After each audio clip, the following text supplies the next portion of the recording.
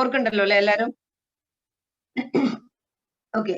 അപ്പോ ഈ ഒരു കാര്യത്തിന്റെ തുടർച്ചയായിട്ടാണ് നമ്മൾ ഇന്നും പറയുന്നത് കേട്ടോ. കാപ്പിലറി റൈസിന്റെ കുറച്ച് കാര്യങ്ങൾ പറഞ്ഞു. അതിന് ശേഷം കുറച്ച് പിന്നെ അതിനോടനുബന്ധിച്ചിട്ടുള്ള കാര്യങ്ങൾ തന്നെയാണ് നമ്മൾ ഇന്നും പറയുന്നത്. അപ്പോ നമ്മൾ ഇന്നലെ പറഞ്ഞു കാപ്പിലറി റൈസ് എന്ന് പറഞ്ഞാൽ it is a rise or depression of a liquid in a narrow tube അല്ലെ. നാരോ, വളരെ മൈന്യൂട്ട് ആയിട്ടുള്ള നാരോ ട്യൂബിൽ കൂടി ഒരു ലിക്വിഡ് ഉയർന്നു പോകുന്നതിനെ അല്ലെങ്കിൽ താഴുന്നതിനെയാണ് നമ്മൾ നോർമലി എന്ത് പറഞ്ഞത്? കാപ്പിലറി റൈസ് അല്ലെങ്കിൽ കാപ്പിലറി ഡിപ്രഷൻ എന്ന് പറഞ്ഞത് അല്ലെ. ഇത്രയും കാര്യം നിങ്ങൾക്ക് അറിയാം. ഇനി നമ്മൾ അതിന്റെ തൊട്ട് താഴെയുള്ള കുറച്ച് കാര്യങ്ങളിലേക്കാണ് പോണത്. നമ്മൾ ലൈഫിൽ വളരെ സിമ്പിൾ ആയിട്ട് കാണുന്ന കുറച്ച് കാര്യങ്ങളാണ് നിങ്ങളുടെ ഫിഗർ 1.118 കാണിച്ചിരിക്കുന്നത്. എന്നെ കാണുന്നില്ലേ?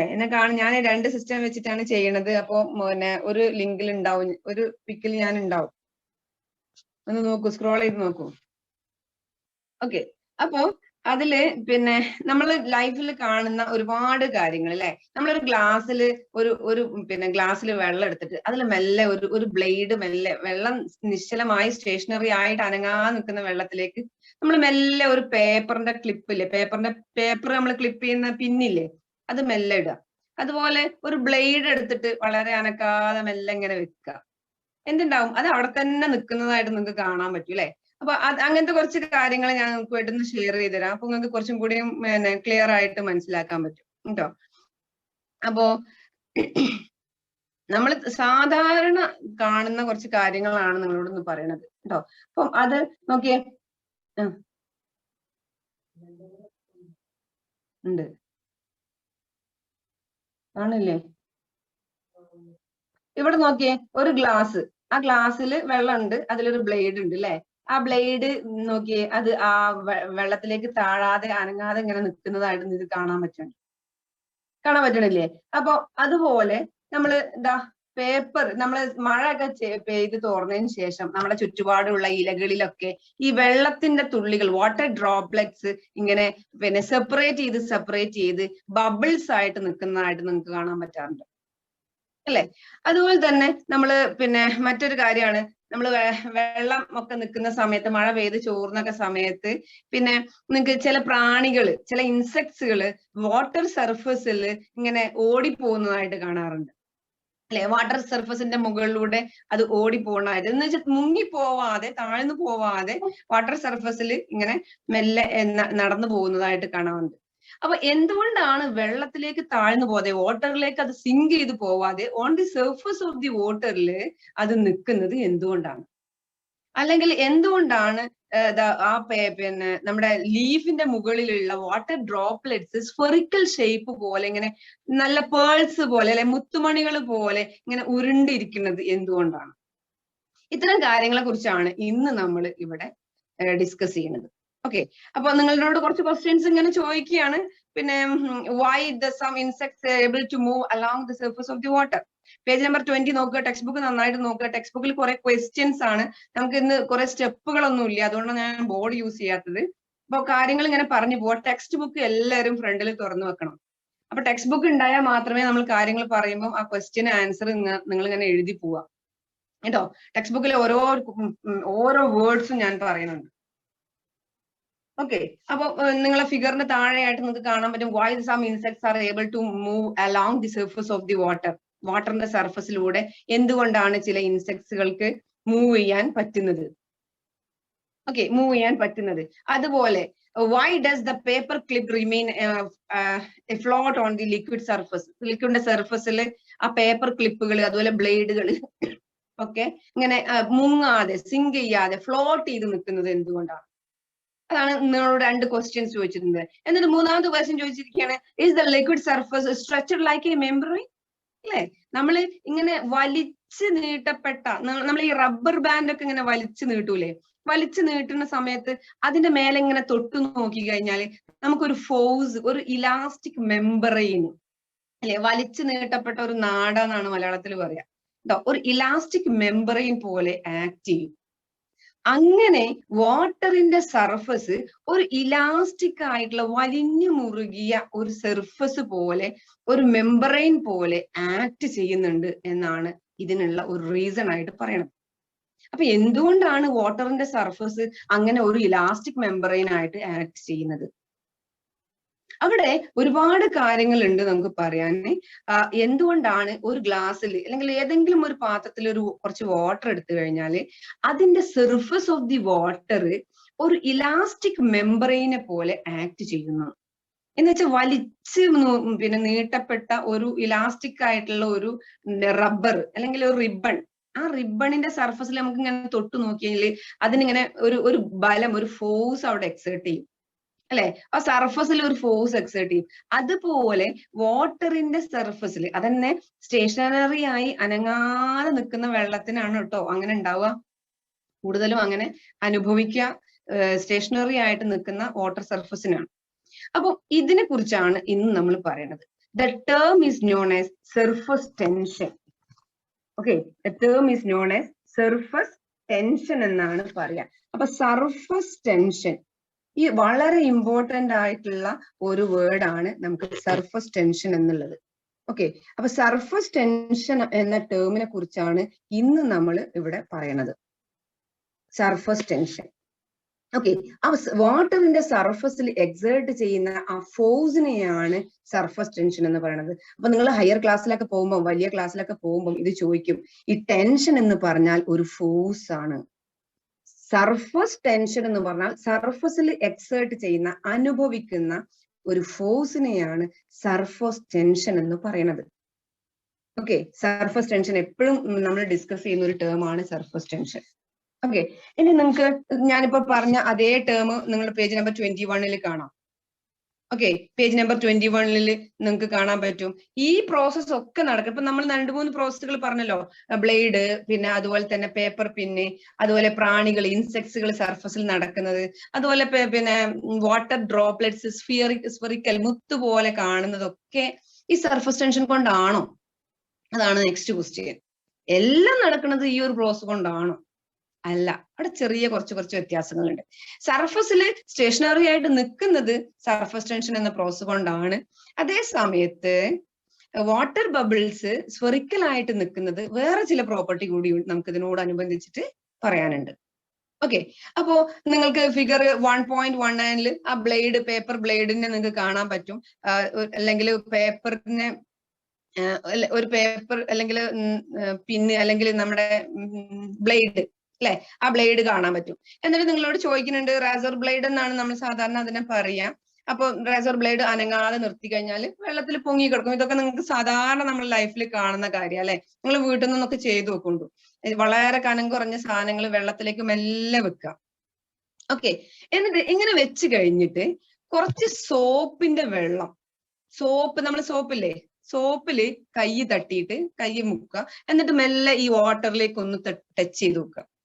ടച്ച് ചെയ്ത് നോക്കി കുറച്ച് സോപ്പിന്റെ പിന്നെ ലിക്വിഡ് അതിൽ വെള്ളത്തിൽ വീണ് കഴിഞ്ഞാൽ നിങ്ങൾക്ക് കാണാൻ പറ്റും, കുറച്ച് കഴിഞ്ഞാൽ ആ ബ്ലേഡ് താനേ താഴോട്ട് പോകുന്നതായിട്ട് കാണാൻ പറ്റും. നിങ്ങളൊന്നും ചെയ്തു നോക്കുന്നുണ്ട് വീട്ടിൽ നിന്ന്. വളരെ സിമ്പിൾ ആയിട്ടുള്ള എക്സ്പെരിമെന്റ് ആണ്. അപ്പൊ എന്ത് സംഭവിച്ചു? നമ്മൾ സോപ്പ് ആഡ് ചെയ്തപ്പം എന്ത് സംഭവിച്ചു? ഇത് വളരെ ഇമ്പോർട്ടന്റ് ആണ്. ഞാൻ പറയുന്നത് +2 ഇതുപോലത്തെ ടോപ്പിക് ഉണ്ട്, ഇതേ ടോപ്പിക് മാത്രമല്ല. നിങ്ങൾ സയൻസിന്റെ എക്സ്പെരിമെന്റ് ഒക്കെ ചെയ്യുന്ന സമയത്ത്, കഴിഞ്ഞ വർഷം നമ്മൾ സയൻസ് എക്സ്പെരിമെന്റ് ഒന്നും ചെയ്തിട്ടില്ല. അപ്പൊ സ്കൂളിൽ നിന്നൊക്കെ സയൻസ് എക്സ്പെരിമെന്റ് ഒക്കെ ചെയ്യുമ്പോൾ നിങ്ങൾ തന്നെ കണ്ടിട്ടുണ്ടാവും, നമ്മള് പിന്നെ പല കളറുകളുള്ള ലിക്വിഡിലേക്ക് സോപ്പിന്റെ ഡ്രോപ്പ് ഇടുന്ന സമയത്ത് അത് വളരെ നല്ല ഡിസൈൻ ആയിട്ട് സ്പ്രെഡ് ചെയ്യുന്നൊക്കെ നിങ്ങൾ കണ്ടിട്ടുണ്ടാവും. ഓക്കെ, അപ്പൊ ഇതൊക്കെ എഫക്ട് ചെയ്യുന്നത് സർഫസ് ടെൻഷൻ എന്നുള്ള പ്രോപ്പർട്ടി കൊണ്ടാണ്. മനസ്സിലായല്ലോ? അപ്പൊ ഇങ്ങനെ നമ്മൾ ഈ ഗ്ലാസിന്റെ മേലെ ഈ ബ്ലേഡ് ഇങ്ങനെ നിൽക്കുന്ന സമയത്ത് സാധാരണ ഒരു സർഫസ് ടെൻഷൻ അല്ലെങ്കിൽ ആ വെള്ളത്തിന്റെ സർഫസ് ഒരു ഇലാസ്റ്റിക് മെംബ്രെയിൻ ആയിട്ട് ആക്ട് ചെയ്യും. എന്ന് വെച്ചാല് ആ വെള്ളത്തിന്റെ സർഫസിൽ ഒരു ഫോഴ്സ് ഉണ്ടാവും. ഒരു ഫോഴ്സ് എന്ന് പറഞ്ഞാല് ഈ ബ്ലേഡിനെ താങ്ങി നിർത്താനുള്ള ഒരു ഫോഴ്സ് ആ സർഫസിന് ഉണ്ടെന്നാണ്. പക്ഷേ നമ്മൾ സോപ്പ് വാട്ടറിന്റെ എഫക്റ്റ് അതിലേക്ക് കൊടുക്കുന്ന സമയത്ത് ആ ഒരു ഫോഴ്സ് നഷ്ടപ്പെടുന്നു. സർഫസ് ടെൻഷൻ നഷ്ടപ്പെട്ടിട്ട് അതിനെ താങ്ങി നിർത്താനുള്ള ശക്തി നഷ്ടപ്പെട്ടിട്ട് ബ്ലേഡ് എന്ത് ചെയ്യാണ്? താഴോട്ട് പോവുകയാണ് ചെയ്യുന്നത്. അപ്പൊ എന്താണ് സർഫസ് ടെൻഷൻ എന്നുള്ള ലെവലിലേക്കാണ് ഇനി അടുത്ത് നമ്മൾ വരുന്നത്.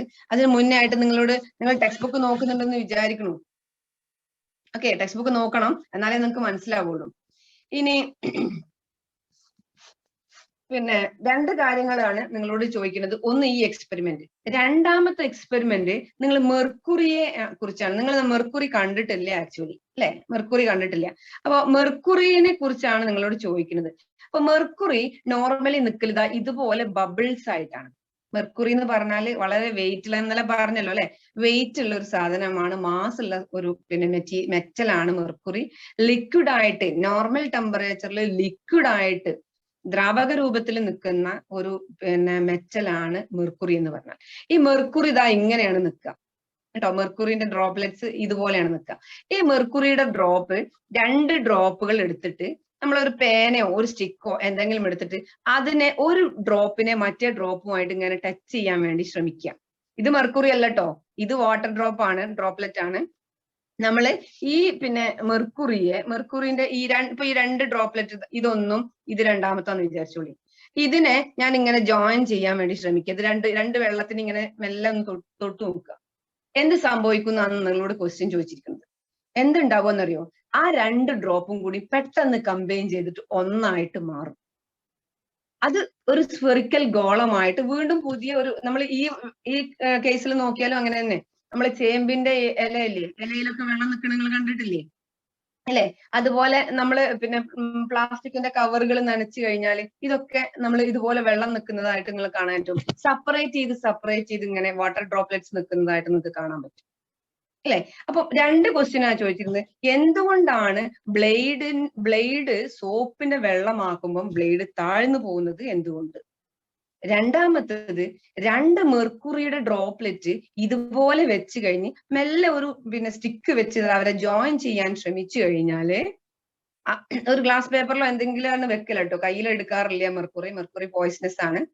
അപ്പൊ മെല്ലെ നീക്കി കൊടുക്കുകയാണെങ്കിൽ അവർ പെട്ടെന്ന് ക്ലോസ് ടുഗെദർ ആണ്. they bring them close to each other, ഒന്നായിട്ട് മാറും. ഓക്കെ, അപ്പൊ ഇതാണ് രണ്ടാമത്തെ ക്വസ്റ്റ്യൻ. അപ്പൊ എന്തുകൊണ്ടാണ് ഇങ്ങനെ ഈ കാര്യങ്ങൾ നടക്കുന്നത് എന്നുള്ളതാണ് നമ്മൾ ഇവിടെ ഡിസ്കസ് ചെയ്യുന്നത്.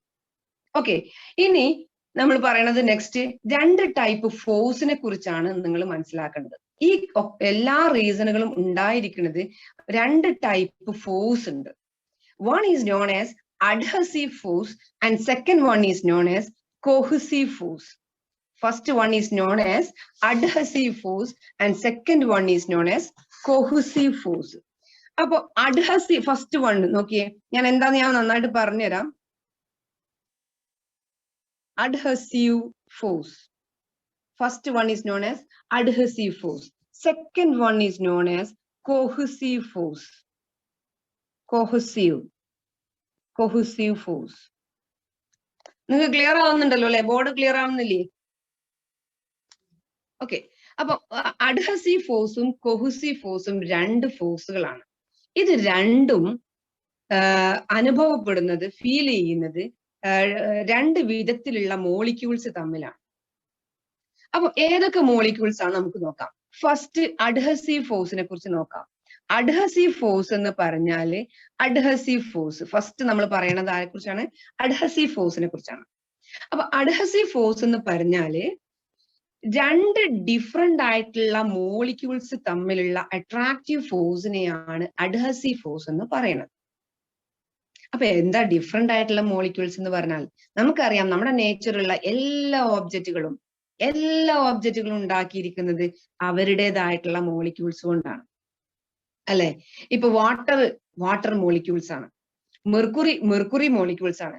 ഞാൻ വേറെ എന്തെങ്കിലും എടുക്കുകയാണെങ്കിൽ, ഇപ്പൊ ഒരു പേൻ എടുക്കുകയാണ്, ഒരു പ്ലാസ്റ്റിക്കിന്റെ മെറ്റീരിയൽ ഉണ്ട്, ഇത് പ്ലാസ്റ്റിക്കിന്റെ മോളിക്യൂൾസ് ആണ് അല്ലെ? ഞാൻ വേറെ എന്തെങ്കിലും സാധനങ്ങൾ എടുക്കുകയാണ്, ഒരു വുഡിന്റെ സ്കെയില്, പെൻസിൽ, ഇതൊക്കെ എടുക്കുകയാണെങ്കിൽ ഇതിനൊക്കെ ഉണ്ടാക്കിയിരിക്കുന്നത്, കൺസ്ട്രക്ട് ചെയ്തിട്ടുള്ളത് ഇതിൻ്റെതായിട്ടുള്ള മോളിക്യൂൾസ് വെച്ചിട്ടാണ്. എല്ലാ മോളിക്യൂൾസും സെയിം അല്ല. Each and every molecules R entirely different അല്ലെ? വാട്ടർ മോളിക്യൂൾസ് അല്ലല്ലോ, നമ്മള് ഒരു സോൾട്ട് സൊല്യൂഷൻ എടുത്തു കഴിഞ്ഞാൽ, ഉപ്പുവെള്ളം എടുത്തു കഴിഞ്ഞാൽ അതിലുള്ള മോളിക്യൂൾസ് അല്ലല്ലോ വാട്ടറിൽ മാത്രമായിട്ടുള്ളത്, അതിലുള്ള മോളിക്യൂൾസ് അല്ലല്ലോ ചായയിലുള്ളത്, അതല്ലല്ലോ ഗ്ലാസ്സിലുള്ളത് അല്ലെ? നമ്മൾ ഏത് മെറ്റീരിയൽ എടുക്കുകയാണെങ്കിലും ഡിഫറെന്റ് ആയിട്ടുള്ള മോളിക്യൂൾസ് ആണ്. എന്ന് വെച്ചാൽ ഡിഫറെന്റ് ആയിട്ടുള്ള മോളിക്യൂൾസ് വെച്ചിട്ടാണ് എല്ലാ ഓബ്ജക്റ്റുകളും കൺസ്ട്രക്ട് ചെയ്തിരിക്കുന്നത് അർത്ഥം. മനസ്സിലായല്ലോ? അങ്ങനെയാണെങ്കിൽ നമ്മള് ഡിഫറെന്റ് ആയിട്ടുള്ള മോളിക്യൂൾസിന്റെ അട്രാക്ഷനെ കുറിച്ചാണ് അഡ്ഹസീവ് ഫോഴ്സ് പറയുന്നത്.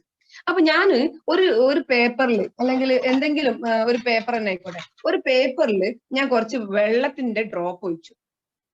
അപ്പം അവിടെ വാട്ടർ മോളിക്യൂൾസും ഉണ്ട്, പേപ്പർ മോളിക്യൂൾസും ഉണ്ട് അല്ലെ? അവ തമ്മിലല്ലേ അടുത്തടുത്തിരിക്കുന്നത് അല്ലെ? പേപ്പർ മോളിക്യൂൾസും ഉണ്ട്, വാട്ടർ മോളിക്യൂൾസും ഉണ്ട്. പേപ്പറിന്റെ മേലെ വാട്ടർ മോളിക്യൂൾസ് ഒഴിക്കുകയാണെങ്കിൽ ആ വാട്ടറിലെ മോളിക്യൂൾസും പേപ്പറിന്റെ മോളിക്യൂൾസും അവ രണ്ടും ഡിഫറെന്റ് അല്ലേ? അല്ലേ? ഡിഫറെന്റ് അല്ലേ? ആ ഡിഫറെന്റ് മോളിക്യൂൾസ് തമ്മിലുള്ള അട്രാക്റ്റീവ് ഫോഴ്സിനെയാണ് അഡ്ഹസീവ് ഫോഴ്സ് എന്ന് നമ്മൾ പറയണത്. Adhesive force. ഇനി ഞാനൊരു ഗ്ലാസിന്റെ പ്ലേറ്റിൽ കുറച്ച് ചായ ഒഴിച്ചു എന്ന് വിചാരിച്ചോളൂ. ആ ഗ്ലാസിന്റെ മോളിക്യൂൾസും ആ ചായയുടെ മോളിക്യൂൾസും തമ്മിലുള്ള അട്രാക്ഷൻ ഉണ്ട്. അവിടെ ഡിഫറെന്റ് പാർട്ടിക്കിൾസ് തമ്മിൽ അട്രാക്ഷൻ ഉണ്ട്. അതിനെയാണ് അഡ്ഹസീവ് ഫോഴ്സ് എന്ന് പറയുന്നത്. അപ്പൊ വാട്ടർ മോളിക്യൂൾസ് ആരുമായിട്ടാണോ അടുത്ത് നിൽക്കുന്നത്, അല്ലെങ്കിൽ ഏത് ഫ്ലൂയിഡും ആരുമായിട്ടാണോ അടുത്ത് നിൽക്കുന്നത്, കോണ്ടാക്ട് ചെയ്ത് നിൽക്കുന്നത്, തൊട്ട് നിൽക്കുന്നത്, അവ തമ്മിലുള്ള ഫോഴ്സിനെയാണ് അഡ്ഹസീവ് ഫോഴ്സ് എന്ന് പറയുന്നത്. മനസ്സിലായല്ലോ? അപ്പൊ പല കേസിലും നമുക്ക് എന്ന് പറയുന്നത് നിങ്ങൾക്ക് ഒരുപാട് എക്സാമ്പിൾസ് തന്നിട്ടുണ്ട്. ഒരു ഈർക്കിളി അല്ലെ, കൊക്കനറ്റിന്റെ ട്രീന്റെ ലീഫ്, നമ്മളെ ഓലന്റെ ഈർക്കിളില്ലേ, അത് വെള്ളത്തിലേക്ക് ഒന്ന് മുക്കി കഴിഞ്ഞ് ഇങ്ങനെ പൊക്കി എടുക്കുകയാണെങ്കിൽ അതിന്റെ മേലെ കുറച്ച് വെള്ളത്തുള്ളികൾ ഉണ്ടാവുമല്ലോ, ഉണ്ടാവില്ലേ? അതുപോലെ നമ്മൾ ചോക്ക് എടുത്ത് ബോർഡിൽ എഴുതുന്നത് നിങ്ങൾ എന്നും കണ്ടിട്ടുണ്ട്. ചോക്കിന്റെ പാർട്ടിക്കിൾസ് ആ ബോർഡിൽ ഇങ്ങനെ ഒട്ടിപ്പിടിക്കുന്നത് നിങ്ങൾ കണ്ടിട്ടില്ലേ? അവിടെ ഏത് ഫോഴ്സാ ഉള്ളത്? ബോർഡിന്റെ മോളിക്യൂൾസും ചോക്കിന്റെ മോളിക്യൂൾസും അട്രാക്ട് ചെയ്തിട്ടാണ് അവിടെ ഒട്ടിപ്പിടിക്കുന്നത്. നേരത്തെ ഈർക്കിളി വെള്ളത്തിലിട്ടപ്പം വെള്ളത്തിന്റെ മോളിക്യൂൾസ് ഈർക്കിളിയിൽ ഒട്ടിപ്പിടിച്ച എന്തുകൊണ്ടറിയോ? എന്തുകൊണ്ടാണ്? ഈർക്കിളിന്റെ മോളിക്യൂൾസും വാട്ടറിന്റെ മോളിക്യൂൾസും തമ്മിൽ അട്രാക്റ്റീവ് ഫോഴ്സ് ഉണ്ട്. ഓക്കെ, പക്ഷേ എല്ലാ അട്രാക്റ്റീവ് ഫോഴ്സും ഒരുപോലെ ആയിരിക്കില്ല. എന്ന് വെച്ചാല് ഇപ്പൊ ചോക്ക് ബോർഡിൽ ഒട്ടിപ്പിടിക്കുന്ന അതേ ഫോഴ്സ് ആയിരിക്കില്ല ഈർക്കിളിന്റെ മേലെ വെള്ളം ഒട്ടിപ്പിടിക്കുന്നത്. അതുപോലെ നമ്മള് പിന്നെ നോട്ടുകൾ, കറൻസി നോട്ടുകൾ എണ്ണണ സമയത്ത് നിങ്ങൾ കണ്ടിട്ടുണ്ടാവും, മേശന്റെ മേലെ ഒരു പാത്രത്തിൽ വെള്ളം വെച്ചിട്ടുണ്ടാവും, ഒരു സ്പോഞ്ച് ഒക്കെ വെച്ചിട്ട് പിന്നെ വെള്ളം വെച്ചിട്ടുണ്ടാവും, അതിലിങ്ങനെ തൊടും കൈ, എന്നിട്ടാണ് നോട്ട് എണ്ണുന്നത്. കണ്ടിട്ടില്ലേ നിങ്ങള്? അപ്പൊ അവിടെ വാട്ടർ മോളിക്യൂൾസ് പെട്ടെന്ന് സ്റ്റിക്ക് ചെയ്ത് നോട്ടിനെ ഇങ്ങോട്ട് പിടിച്ചെടുക്കാൻ വേണ്ടിയിട്ടാണ് കയ്യിൽ വെള്ളാക്കുന്നത്. അവിടെ ഡിഫറെന്റ് ആയിട്ടുള്ള പാർട്ടിക്കിൾസ് തമ്മിലുള്ള അട്രാക്ഷൻ ആണ്. അപ്പൊ നേച്ചറിൽ നമ്മൾ ഏത് പെയർ എടുത്താലും ഏത് രണ്ടെണ്ണം എടുത്താലും അവ തമ്മിൽ എന്തുണ്ട്? അട്രാക്റ്റീവ് ഫോഴ്സ് ഉണ്ട്. അതിനെയാണ് നമ്മൾ എന്ത് പറയണത്? Adhesive force. നന്നായിട്ട് മനസ്സിലാക്കണം, അല്ലെങ്കിൽ ഞാൻ സർഫസ് ടെൻഷൻ പറയുമ്പോൾ മനസ്സിലാവില്ല. നെക്സ്റ്റ് വണ് കോഹസീവ് ഫോഴ്സ് ആണ്. Next one cohesive force. അപ്പം ഇവിടെ നിങ്ങൾ മനസ്സിലാക്കണം, ഇത് രണ്ടും വ്യത്യാസമുണ്ട്. അഡ്ഹസീവ് എന്ന് ഞാൻ പഠിച്ചത് എങ്ങനെയാണെന്ന് അറിയോ? അഡ്ഹസീവ് എന്നുള്ള ഒരു ഡി അവിടെ അധികം ഉണ്ടല്ലോ അല്ലെ, അഡ്ഹസീവ്. അപ്പൊ അവിടെ ഡിഫറെന്റ് എന്നും ഓർത്തു വെക്കും. അഡ്ഹസീവ് എന്ന് പറഞ്ഞാൽ ഡിഫറെന്റ് ആൾക്കാർ തമ്മിലുള്ള അട്രാക്ഷൻ. കോഹസീവ് എന്ന് പറഞ്ഞാല് സെയിം മോളിക്യൂൾസ് തമ്മിലുള്ള അട്രാക്ഷൻ. സെയിം മോളിക്യൂൾസ് തമ്മിലുള്ള അട്രാക്ഷനെയാണ് എന്ത് പറയണത്? കോഹസീവ് ഫോഴ്സ് എന്ന് പറയണത്. കോ എന്ന് പറഞ്ഞാൽ സെയിം.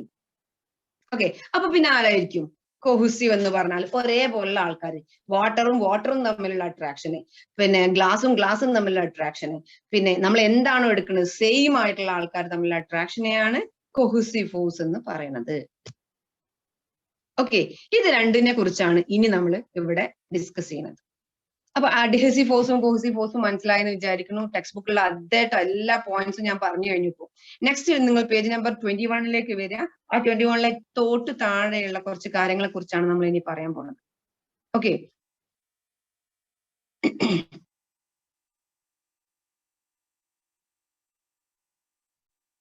ഇതാണ് സർഫസ് ടെൻഷൻ എന്ന് പറഞ്ഞ മെയിൻ ആയിട്ടുള്ള ടോപ്പിക്. ഇവിടെ ശ്രദ്ധിക്കുക, നിങ്ങൾ നന്നായിട്ട് ശ്രദ്ധിക്കുക. ഫിഗർ 1.20 എന്ന് വെച്ചാല് ഒരു പാത്രത്തിൽ നിങ്ങൾക്ക് വെള്ളം എടുത്തിട്ടുണ്ട് അല്ലെ. ആ പാത്രത്തിലെ വെള്ളത്തില് നിങ്ങൾക്ക് കാണാൻ പറ്റും ഒരു പാത്രത്തിൽ വെള്ളം എടുത്തിട്ടുണ്ട്, അതിലൊരു ട്യൂബ് വെച്ചിട്ടുണ്ട്. ഒരു ഗ്ലാസിന്റെ ടെസ്റ്റ് ട്യൂബ് പോലത്തെ കുഞ്ഞു ട്യൂബാണ് വെച്ചിരിക്കുന്നത്.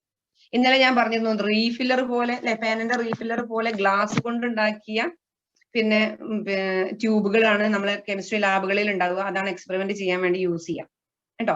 അപ്പം ഇതുപോലെ ഒരു ലിക്വിഡ് എടുത്തിട്ടുണ്ട്, വാട്ടർ എടുത്തിട്ടുണ്ട്, അതിലേക്ക് ഒരു ഗ്ലാസിന്റെ ട്യൂബ് ഇറക്കി വെച്ചിട്ടുണ്ട്. എന്നിട്ട് ആ ഗ്ലാസ് ട്യൂബിലുള്ളത് വലുതായി നിങ്ങൾക്ക് കാണിച്ചു തന്നിട്ടുള്ളതാണ് നിങ്ങളുടെ ടെക്സ്റ്റ് ബുക്കിലുള്ളത് അല്ലെ? ഗ്ലാസ് ട്യൂബിന്റെ ഉള്ളിലെ സർഫസ് എങ്ങനെ ആയിരിക്കും? അതിൽ വാട്ടർ മോളിക്യൂൾസ് ഉണ്ടാവും ഒന്ന്, അല്ലെ? നന്നായിട്ട് ശ്രദ്ധിക്കണേ. അതിൽ ആരൊക്കെ ഉണ്ടാവും? വാട്ടർ മോളിക്യൂൾസ് ഉണ്ട്, അല്ലെ? വാട്ടർ മോളിക്യൂൾസ് ഉണ്ട്, ഇവിടെ വാട്ടർ മോളിക്യൂൾസ് ഉണ്ട്. പിന്നെ ഈ സർഫസ് എന്ന് പറഞ്ഞാല് ഗ്ലാസ് ആണ്, അല്ലെ? ഇത് ഗ്ലാസ് ആണ്, ആണല്ലോ. അപ്പൊ ഇവിടെ രണ്ട് ടൈപ്പ് പാർട്ടിക്കിൾസ് ഉണ്ട്.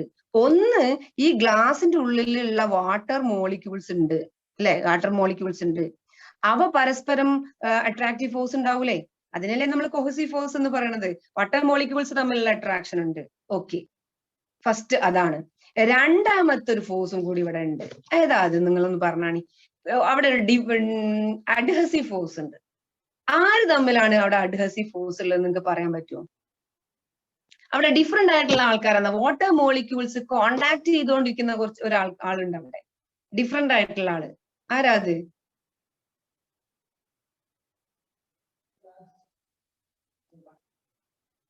പറഞ്ഞേ, ആരായിരിക്കും? ഇവിടുത്തെ നമ്മളെ ഗ്ലാസ് ഉണ്ടാക്കിയിരിക്കുന്നത്, സോറി ഈ ട്യൂബ് ഉണ്ടാക്കുന്നത് ഗ്ലാസ് ആണ്, അല്ലെ? ആ ഗ്ലാസ് മെറ്റീരിയലും വാട്ടർ മോളിക്യൂൾസും തമ്മിലുള്ള ഒരു അട്രാക്ഷൻ ഉണ്ട്. എന്ന് വെച്ചാല് ഇവിടൊക്കെ വാട്ടർ മോളിക്യൂൾസ് ഇവിടെ അടുത്തടുത്ത് ഉണ്ടാവും, അല്ലെ?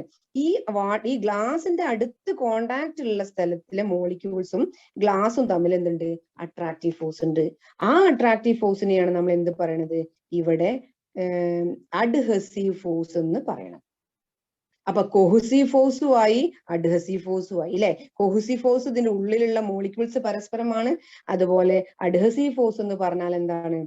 ഇതിലുള്ള വാട്ടർ മോളിക്യൂൾസും അതുപോലെ ഗ്ലാസ് മോളിക്യൂൾസും തമ്മിലുള്ള ഫോഴ്സ് ഉണ്ട്. അതാണ് എന്ത്? Adhesive force. മനസ്സിലായല്ലോ? ഇനി രണ്ട് ഫോഴ്സുകൾ വരുന്ന സമയത്ത് എന്ത് ചെയ്യും? നിങ്ങൾക്ക് കാണാൻ പറ്റും, വാട്ടറിന്റെ സർഫസുകളിലെ ആ ഗ്ലാസിനോടനുബന്ധിച്ച് നിൽക്കുന്ന സ്ഥലങ്ങൾ ഇങ്ങനെ പൊങ്ങി നിൽക്കുന്നുണ്ട്, അല്ലെ? ഒരു കർവായിട്ടാണ് നിൽക്കുന്നത്. നിങ്ങൾ ശ്രദ്ധിച്ചില്ലേ? ഇങ്ങനെ ഒരു കർവായിട്ട് ഇങ്ങനെയാണ് നിൽക്കുന്നത് വാട്ടർ സർഫസ്. നമ്മൾ ശ്രദ്ധിച്ചാൽ ശരിക്കും മനസ്സിലാവും. നമ്മളൊരു ഗ്ലാസ്സിൽ വെള്ളം എടുത്തു കഴിഞ്ഞാൽ നമ്മൾ ശ്രദ്ധിച്ചു കഴിഞ്ഞാൽ രണ്ട് ഗ്ലാസിനോട് ബന്ധമുള്ള ഭാഗത്തൊക്കെ ഒന്നൊന്ന് കേറിയിട്ടാണ് നിൽക്കുക. നമ്മൾ നോർമലി അത് ശ്രദ്ധിക്കാറില്ല. എന്തുകൊണ്ടാണ് ഈ ഗ്ലാസിന്റെ അടുത്തുള്ള ഫോഴ്സ് മോളിക്യൂൾസ് ഇങ്ങനെ കുറച്ച് പൊങ്ങിക്കിടക്കണത്? ഞാൻ പറഞ്ഞു രണ്ട് ടൈപ്പ് ഫോഴ്സ് ഉണ്ട്. ഒന്ന് അഡ്ഹസീവ് ആണ്, ഒന്ന് കൊഹസീവ് ആണ്, അല്ലെ? കൊഹസീവ് ഫോഴ്സ് എന്നാൽ താഴോട്ട് കാണിക്കുന്നത് ആ മോളിക്യൂൾസ് തമ്മിലുള്ളതാണ്. പക്ഷെ അഡ്ഹസീവ് എന്ന് കാണിക്കണമെന്ന് ശ്രദ്ധിച്ചു നോക്കിയേ, ഗ്ലാസിനോടാണ് അട്രാക്ഷൻ കൂടുതൽ, അല്ലെ? അതാണ് കൂടുതൽ. ശരിക്കും ഈ വാട്ടർ മോളിക്യൂൾസിനെ എർത്ത് താഴോട്ട് അട്രാക്ട് ചെയ്യുന്നുണ്ട്. പക്ഷെ ഈ എർത്ത് അട്രാക്ട് ചെയ്യുന്ന ഫോഴ്സിനേക്കാൾ കൂടുതലായിട്ട് ഇവിടെ മോളിക്യൂൾസ് എന്ത് ചെയ്യുന്നുണ്ട്? ഗ്ലാസിനോട് അട്രാക്ട് ചെയ്യുന്നുണ്ട്, അല്ലെ? ഈ രണ്ട് സൈഡുകളിലായിട്ട് ഗ്ലാസിനോട് അട്രാക്ഷൻ കൂടുതലായതുകൊണ്ടാണ് ഇതിങ്ങനെ ഈ ഭാഗത്തേക്ക് കയറി കയറി ഇങ്ങനെ നിൽക്കുന്നത്. ഓക്കെ, രണ്ട് ഭാഗത്തും ഗ്ലാസിന്റെ ഭാഗത്തൊക്കെ അട്രാക്ഷൻ കൂടുതൽ കൊണ്ടാണ് അങ്ങനെ കയറി നിൽക്കുന്നത്. അപ്പോ ഇവിടെ ഗ്ലാസിന്റെ ഭാഗത്ത് എന്ന് പറഞ്ഞാൽ അഡ്ഹസീവ് ഫോഴ്സ് ആണല്ലോ, അല്ലെ? ഗ്ലാസും വാട്ടറും തമ്മിൽ ഡിഫറെന്റ് ആണ്, അഡ്ഹസീവ് ആണ്. അപ്പം എർത്തിന്റെ ഭൂമി ഈ മോളിക്യൂൾസിനെ അട്രാക്ട് ചെയ്യുന്നതിനേക്കാളും കൂടുതലായിട്ട്, അല്ലെങ്കിൽ കൊഹസീവ് ഫോഴ്സിനേക്കാൾ കൂടുതൽ അഡ്ഹസീവ് ഫോഴ്സ് കൂടുതൽ ആയതുകൊണ്ടാണ് ഇവിടെ നമ്മുടെ പാർട്ടിക്കിൾസ് മുകളിലോട്ട് പോയത്. എന്ന് വെച്ചാൽ ഗ്ലാസിന്റെ സൈഡ് കൂടെ അട്രാക്ട് ചെയ്ത് മുകളിലോട്ട് പോയത്. ഇവിടെ ഈ ഗ്ലാസിനോട് അടുത്ത് നിൽക്കുന്ന ഈ സ്ഥലത്തുള്ള മോളിക്യൂൾസിന് കൊഹസീവ് ഫോഴ്സ്, പരസ്പരമുള്ള കൊഹസീവ് ഫോഴ്സ് ആയിരുന്നു കൂടുതൽ എങ്കിൽ അവിടെ ഇങ്ങനെ താഴ്ന്ന് താഴ്ന്ന് നിന്നേനെ. അവര് പരസ്പരം അട്രാക്ട് ചെയ്യാണ്ടാവുക. വാട്ടർ മോളിക്യൂൾസ് പരസ്പരം അട്രാക്ട് ചെയ്യായിരുന്നു ഉണ്ടായിരുന്നത്. പക്ഷെ ഇവിടെ അതല്ല നമ്മൾ കാണുന്നത്. അഡ്ഹസീവ് ഫോഴ്സ്, ഗ്ലാസിനോടുള്ള അട്രാക്ഷൻ ആണ് കൂടുതൽ. അതുകൊണ്ട് ആരെക്കാളും കൊഹസീവ് ഫോഴ്സിനേക്കാളും കൂടുതലായിട്ട് ആരാണ് ഇവിടെ ഉള്ളത്? അഡ്ഹസീവ് ഫോഴ്സ് ആണ് കൂടുതൽ, അല്ലെ? ഇത് നിങ്ങൾക്ക് അറിയില്ലേ? ഗ്രേറ്റർ ദാൻ, അല്ലെ? കൊഹസീവ് ഫോഴ്സിനേക്കാളും കൂടുതൽ ഏതാണ്? അഡ്ഹസീവ് ഫോഴ്സ് ആണ്. അതുകൊണ്ടാണ് സൈഡിലേക്ക് ഇങ്ങനെ പൊങ്ങി നിൽക്കുന്നത്. ക്ലിയർ ആയല്ലോ? ഡൗട്ട് ഉണ്ടെങ്കിൽ ചോദിക്കട്ടോ, പറയും. മനസ്സിലായില്ലെങ്കിൽ മനസ്സിലായില്ല എന്ന് പറയും. ഓക്കെ, അപ്പം അഡ്ഹസീവ് ഫോഴ്സിനേക്കാളും കൂടുതലായിട്ട് കൊഹസീവ് ഫോഴ്സ് ഉണ്ടായതുകൊണ്ടാണ് ആ ഭാഗത്തേക്ക് അട്രാക്ട് ചെയ്ത് വന്നത്. ഇത്രയും ക്ലിയർ ആയോ നിങ്ങൾക്ക്? ഇത്ര ക്ലിയർ ആയെങ്കിൽ ഒന്ന് ക്ലിയർ ആയി എന്ന് പറയൂ. വേഗം വേണം, ചാറ്റ് ചെയ്തേ.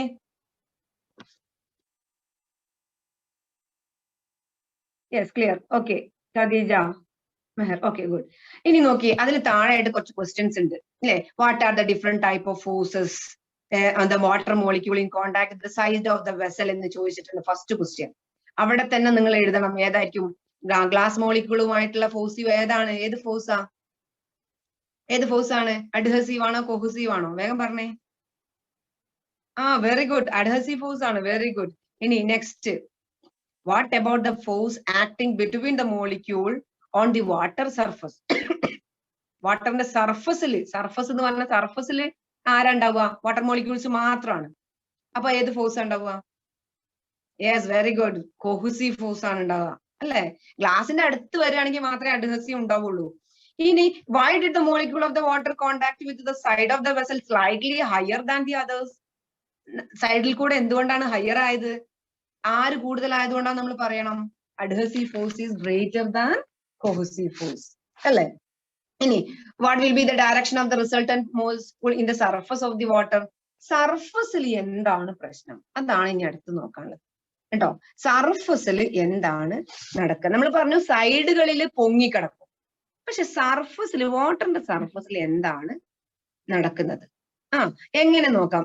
പലരും പറയുന്നുണ്ട് ഡൗൺവേർഡ് ആണെന്നൊക്കെ പറയുന്നുണ്ട് അല്ലെ. നോക്കാം നമുക്ക് എങ്ങനെയാണ് വാട്ടറിന്റെ സർഫസിലേക്ക് ഡൗൺവേർഡ് ആയിട്ട് വരുന്നത് നോക്കാം. ഓക്കെ, ശരി. അപ്പോ നമ്മൾ ഒരു പാത്രത്തിൽ വെള്ളം എടുക്കണു. ഒരു വെള്ളം എടുത്ത ഒരു ടംബ്ലർ ആണ് നിങ്ങൾക്ക് കാണാൻ പറ്റുന്നത്. അതിൽ വലുതായി കാണിച്ചിരിക്കുന്നത് അതിലെ മോളിക്യൂൾസ് ആണ്, വാട്ടർ മോളിക്യൂൾസ് ആണ്. ഇനി നമ്മളിവിടെ സൈഡിനെ കുറിച്ച് പറയണില്ല കേട്ടോ, നമ്മൾ സർഫസിനെ കുറിച്ച് മാത്രമാണ് ഇനി പറയുന്നത്. അപ്പൊ നന്നായിട്ട് ശ്രദ്ധിക്കുക. അതിലുള്ള മോളിക്യൂൾസിനെ വലുതായി നിങ്ങൾക്ക് കാണിച്ചു തന്നിട്ടുള്ളത്. അപ്പോ നിങ്ങളുടെ ടെക്സ്റ്റ് ബുക്കിലും ഉണ്ട്. അത് കുറച്ചും കൂടി ക്ലിയർ ആയിട്ട് ഞാൻ വേറെ പിക്ക് എടുത്തതാണ്. അപ്പൊ ഒന്ന് ശ്രദ്ധിക്കുക. ഇതിലുള്ള മോളിക്യൂൾസ് പരസ്പരം കൊഹസീവ് ഫോഴ്സ് ഉണ്ടാവുമല്ലോ അല്ലെ. എല്ലാ മോളിക്യൂൾസും പരസ്പരം എന്തുണ്ടാവും? പരസ്പരം അതിന് കൊഹസീവ് ഫോഴ്സ് ഉണ്ടാവും. എല്ലാ മോളിക്യൂൾസിനും പരസ്പരം അങ്ങോട്ടും ഇങ്ങോട്ടും അട്രാക്ഷൻ ഉണ്ടാവും അല്ലെ. എല്ലാ മോളിക്യൂൾസും പരസ്പരം അങ്ങോട്ടും ഇങ്ങോട്ടും അട്രാക്ഷൻ ഉണ്ടാവും. അപ്പം ഈ സെന്ററിലുള്ള ഒരു മോളിക്യൂൾസിനെ നമ്മൾ വെറുതെ എടുക്കുക. സെന്ററിലുള്ള ഒരു മോളിക്യൂൾ എടുത്തു, ഈ മോളിക്യൂളിനെ എടുത്തു. അപ്പം അതിന് എല്ലാ ഭാഗത്തുനിന്നും അട്രാക്ഷൻ അങ്ങോട്ടും ഇങ്ങോട്ടും എല്ലാ ഭാഗത്തും ഫോഴ്സ് ഉണ്ടാവും. അങ്ങോട്ടും ഇങ്ങോട്ടും ഈക്വൽ ആയിട്ടുള്ള ഫോഴ്സ് ഉണ്ടാവുമ്പോ പിന്നെ അതിന് എങ്ങോട്ടും മൂവ്മെന്റ് ഉണ്ടാവില്ല അല്ലെ. നമ്മൾ വടംവലിന്റെ കേസിൽ രണ്ടാൾക്കാരും ഒരേ ശക്തിയുള്ള ആൾക്കാരാണെങ്കിൽ അങ്ങോട്ടും ഇങ്ങോട്ടും നീങ്ങോ? ഇല്ലല്ലോ, അവിടെ തന്നെ നിൽക്കും. അപ്പം ഏകദേശം സെന്ററിലുള്ള ആൾക്കാരൊക്കെ അവിടെ തന്നെ നിൽക്കും, എങ്ങോട്ടും നീങ്ങൂല. ഇനി നമ്മൾ ഇവിടെ ശ്രദ്ധിക്കുന്നത് what happen to the molecules on the surface of the water? Water സർഫസിലുള്ള മോളിക്യൂൾസിന് എന്താണ് സംഭവിക്കുന്നത്? ഇതാണ് നമ്മൾ ഇവിടെ പറയണത്. ഓക്കെ, ഇതാണ് സർഫസ് ടെൻഷൻ. ഇതാണ് നമ്മൾ എന്തുകൊണ്ടാണ് പാർട്ടിക്കിൾസ് ബ്ലേഡ് ഒക്കെ വെച്ച് കഴിഞ്ഞാൽ അവിടെ ഇങ്ങനെ നിൽക്കുന്നത് എന്തുകൊണ്ടാണ് എന്നുള്ളതിന്റെ എക്സ്പ്ലനേഷൻ ആണ് ഇവിടെ പറയാൻ പോകുന്നത്. ഓക്കെ, അപ്പൊ നോക്കൂ, പിന്നെ സർഫസിലുള്ള മോളിക്യൂൾസിനെ മാത്രം നോക്കാം. നോക്കിയേ, സർഫസിലുള്ള ഈ മോളിക്യൂൾസിനെ നോക്കാം.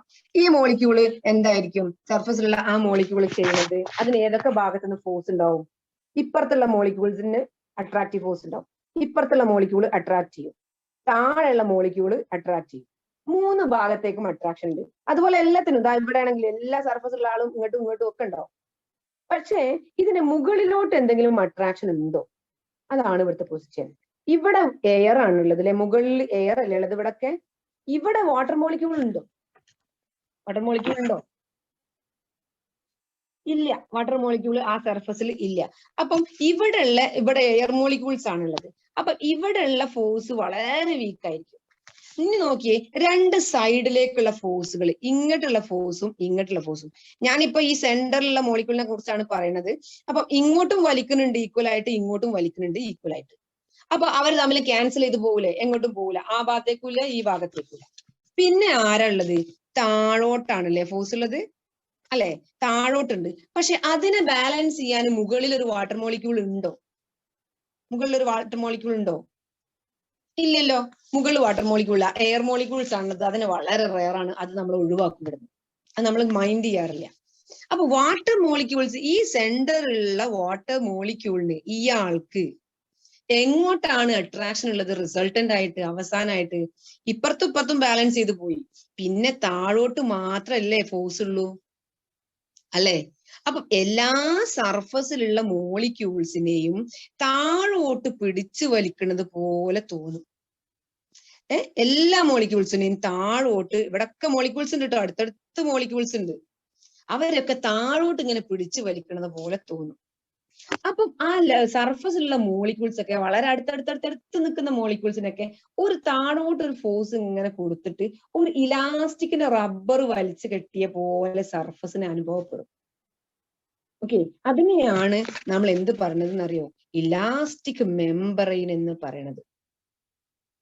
ഇലാസ്റ്റിക് മെമ്പറൈൻ, വലിച്ചു നീട്ടപ്പെട്ട ഒരു നാട എന്നാണ് പറയുന്നത്. അപ്പൊ ഈ സർഫസിന് ഒരു ഇലാസ്റ്റിക് മെമ്പറൈൻ ആയിട്ട് ആക്ട് ചെയ്യുന്നു.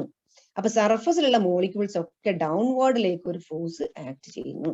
ഇതിനെയാണ് നമ്മൾ എന്ത് പറയണെന്ന് അറിയോ? സർഫസ് ടെൻഷൻ എന്ന് പറയണത്. Surface tension. Okay, surface tension എന്ന് പറയണത്. ക്ലിയർ ആയല്ലോ? സർഫസ് ടെൻഷൻ ക്ലിയർ ആയെന്ന് വിചാരിക്കണു. അപ്പൊ ഇവിടെ ഈ കൊഹസീവ് ഫോഴ്സ് കൊണ്ടാണ് സർഫസ് ടെൻഷൻ ഉണ്ടാവുന്നത് കേട്ടോ. Surface tension due to cohesive force between the molecule of the surface of the liquid. സർഫസിലുള്ള ലിക്വിഡിന്റെ കൊഹസീവ് ഫോഴ്സ്, കൊഹസീവ് അല്ലേ ഉള്ളൂ, ഒരേ മോളിക്യൂൾസ് തമ്മിലല്ലേ അവിടെ അട്രാക്ഷൻ ഉള്ളൂ. വേറെ ആരെങ്കിലും വരുന്നുണ്ടോ? നമ്മൾ ഗ്ലാസുമായിട്ടുള്ള സൈഡിലെല്ലാം നമ്മൾ നോക്കുന്നത്, നമ്മൾ സർഫസിന്റെ കാര്യം മാത്രമാണ് നോക്കുന്നത്. ഓക്കെ, അപ്പൊ സർഫസ് ടെൻഷൻ എന്ന് പറഞ്ഞാൽ it is due to tension ആണ്, ഒരു ഫോഴ്സ് ആണ്. എങ്ങട്ടാ ഫോഴ്സ്? താഴോട്ടാണ് ഫോഴ്സ് അല്ലെ? സർഫസിലുള്ള എല്ലാ മോളിക്യൂൾസും ഡൗൺവേർഡിലേക്ക് ഒരു ഫോഴ്സ് ആക്ട് ചെയ്യുന്നു. അപ്പൊ അങ്ങനെയുള്ള ഇതിനെയാണ് നമ്മൾ ഒരു ഇലാസ്റ്റിക് മെമ്പറൈൻ പോലെ ആക്ട് ചെയ്യുന്നു. അപ്പൊ അതിന് എല്ലാരും ഒരേ രീതിയിൽ ഒരേ ഫോഴ്സിൽ താഴോട്ട് ഇങ്ങനെ വലിച്ചു നീട്ടപ്പെട്ട ഒരു മെമ്പറൈൻ പോലെ നിൽക്കും. അപ്പം അതിന്റെ മേലെ മെല്ലെ നമ്മൾ ചെറിയ ചെറിയ സാധനങ്ങൾ വെച്ചാൽ പൊക്കി നിർത്താനുള്ള കഴിവ് അതിനുണ്ട്. ഓക്കെ, ഇതാണ് സർഫസ് ടെൻഷൻ എന്ന് പറഞ്ഞാൽ. നമ്മൾ നേരത്തെ പറഞ്ഞു ഒരു സോപ്പിന്റെ വെള്ളം ഇതിലേക്ക് മെല്ലെ ഇട്ട് കഴിഞ്ഞാൽ ബ്ലേഡ് താഴ്ന്നു പോകുന്നു അല്ലെ? അവിടെ എന്താ റീസൺ എന്നറിയോ? ഈ സോപ്പിന്റെ മോളിക്യൂള് വേറെ പുതിയ ആളല്ലേ, വാട്ടർ മോളിക്യൂൾ പോലെ അല്ലല്ലോ സോപ്പ്. അവിടെ അഡ്ഹസീവ് ഫോഴ്സ് വന്നില്ലേ, മൂപ്പർ എന്ത് ചെയ്യും എന്നറിയോ? മൂപ്പർ അഡ്ഹസീവ് ഫോഴ്സ് അങ്ങോട്ട് എക്സേർട്ട് ചെയ്യും.